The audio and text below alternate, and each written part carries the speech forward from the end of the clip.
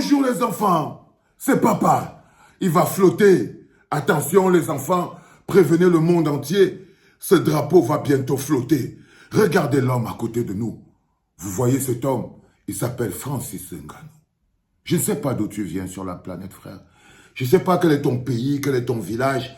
Mais je suis sûr que, même en ta langue maternelle, tu as déjà entendu le nom de ce bonhomme. Il s'appelle Francis Ngannou, natif de Batié. Natif de Batié. Sur la planète MMA, planète sport de combat, on l'appelle le prédateur. Il n'a pas volé son nom. Il n'a pas volé son nom. On l'appelle le prédateur. Et quand on lui pose des questions pour savoir qu'est-ce qu'il fait dans la vie pour vivre, ce bonhomme là-haut te dit, il tape les gens pour vivre. Et si tu n'as jamais affronté un alligator, c'est pas la peine de t'affronter à Francis Ngannou. Francis Ngannou de nationalité camerounaise vous donne rendez-vous dans une date très importante. Une date que tout le monde va parler quand on aura fini de parler de cette date. Le 19 octobre, nous serons à Riyad, les enfants.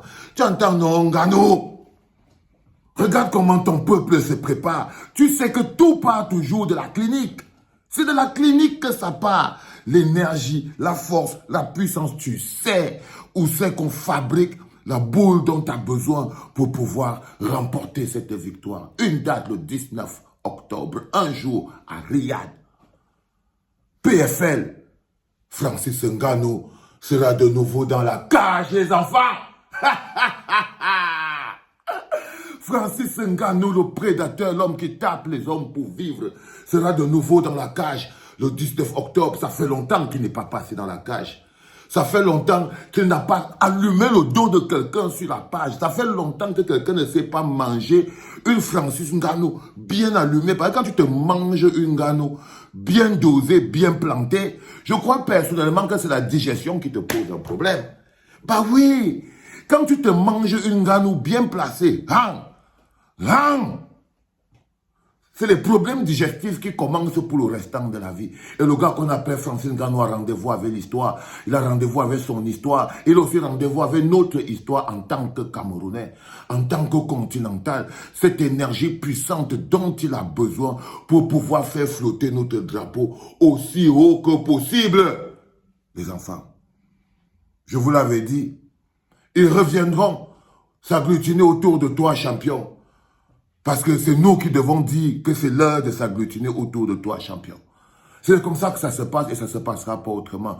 Tu as avec toi l'énergie et la force du continent. C'est parce que tu as compris. Si aujourd'hui, tu as cette énergie qui monte et qui descend, tu le sens, c'est parce que le peuple sent aussi que tu as compris les souffrances du peuple. Tu as compris la parole du peuple, Francis Ngannou. Et du coup, cette énergie pure, ce nucléaire, 100% camerounais, celui-là qui t'a fait décocher le menton de Tyson Fury. Cette énergie qui t'a fait allonger Tyson Fury par terre. Cette énergie qui t'a fait valider la cage. C'est-à-dire qu'un gars a validé à l'intérieur de la cage, non? Il est entré et il a validé à l'intérieur de la cage. Cette énergie pure du continent, ton peuple qui souffre. L'énergie de ton peuple qui souffre et qui compte toujours sur toi pour leur rappeler que à la force des points, à la force de la détermination, on peut réussir à devenir quelqu'un dans la vie, Francis Ngannou. C'est ce que tu es l'espoir. Tu es l'espoir. Tu es la possibilité que c'est possible. Quand quelqu'un te voit, il dit qu'en tant que Camerounais, c'est possible. Tu portes les souffrances de tout ton peuple. Chaque pression de ton coup de poing doit être chargée de toute la souffrance de ton peuple. De telle manière que quand un adversaire se mange une Francis Ngannou, il mange toute la souffrance de ton peuple sur son menton. C'est ça.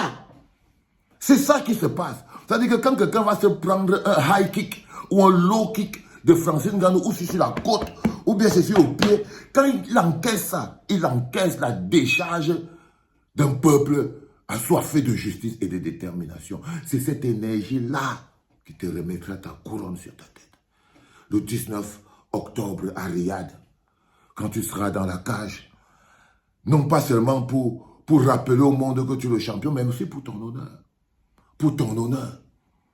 Pour que ton honneur soit sauf. Pour que ton histoire continue de s'écrire en lettres d'or, Francis Ngannou.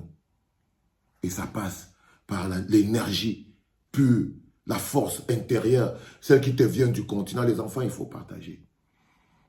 Les enfants, il faut partager. Je vous l'avais dit. Et je lui avais dit aussi au même Francis Ngannou que ne t'inquiète pas. Les gens qui viennent parler là à la clinique, oh laisse Ngannou, oh ne parle pas de Ngannou, oh tu veux toujours parler, les gens, ils ne peuvent pas, ils n'ont pas l'amour dans le cœur pour que quand tu es au niveau du 19 octobre comme ça, tu es prêt. Non, ils sont en train de chercher quelqu'un d'autre à détester. Ils n'ont pas le temps de venir supporter.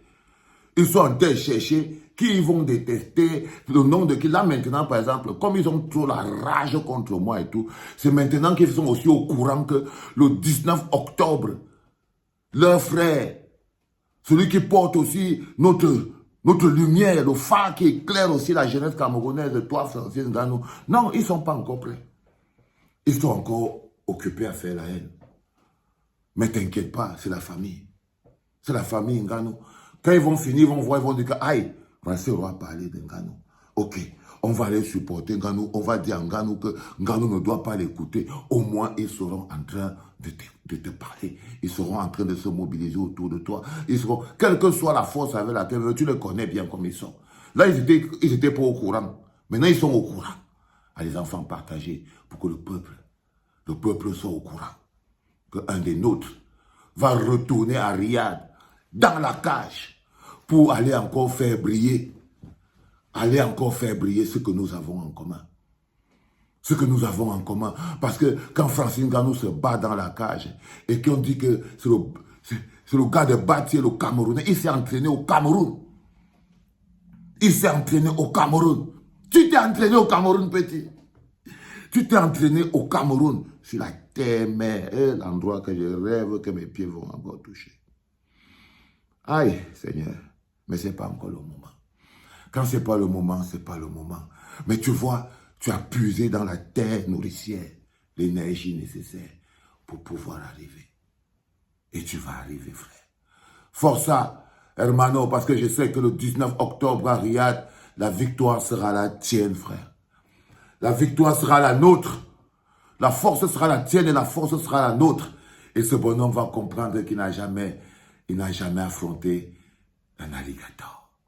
Un célèbre alligator.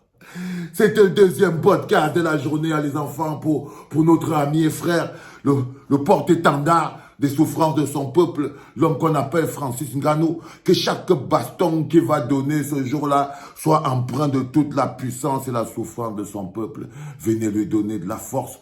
Allez-y en partage maximum pour que le monde sache qu'il n'est pas seul. Tu n'es pas seul, Francis Ngannou. Tu as ton peuple avec toi. C'était papa.